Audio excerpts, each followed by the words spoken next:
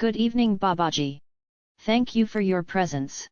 We are truly blessed. Good evening, my child. Your Babaji is always here for you.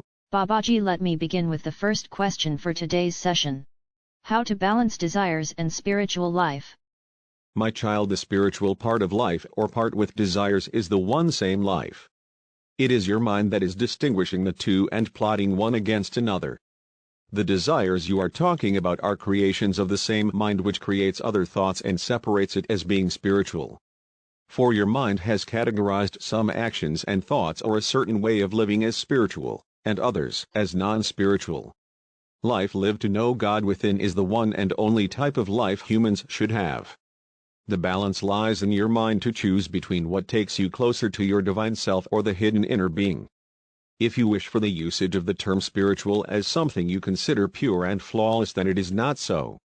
Every flaw in a human is the next step towards divinity that comes only after acceptance.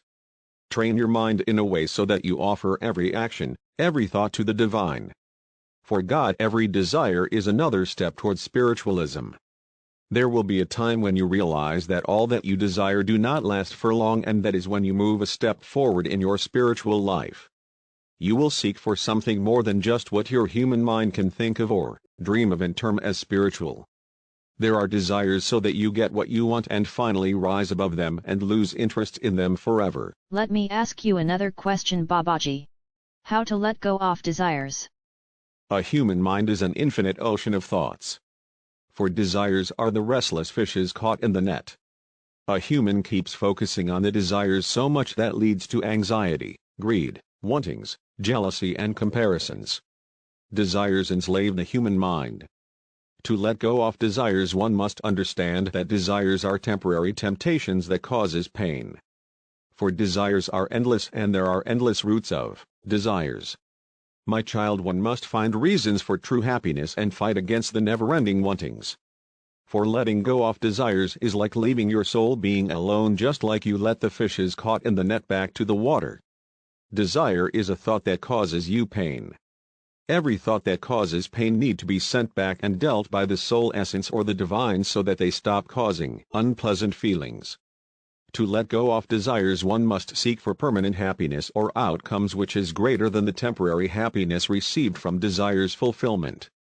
Letting go of desires helps one discover something non-binding and helps to set the soul free in a liberated state. I would like to ask you another question, Babaji. How to stop desires from growing? My child, the desires have no ending and usually grow from similar thoughts of the people of society or family or where an individual relates to. While an animal may desire only food, after receiving food may desire a shelter. It depends upon the mind and grooming of an individual and the type of surrounding they live in. The only way to stop desires is to question yourself as to what is permanent in this materialistic world. And if you desire for one thing now, how many other new things you will want in future? People have desires with the misconception that once they get what they want they shall remain happy. But in real, more desires lead to more agony. Be happy with what Almighty has provided each being with.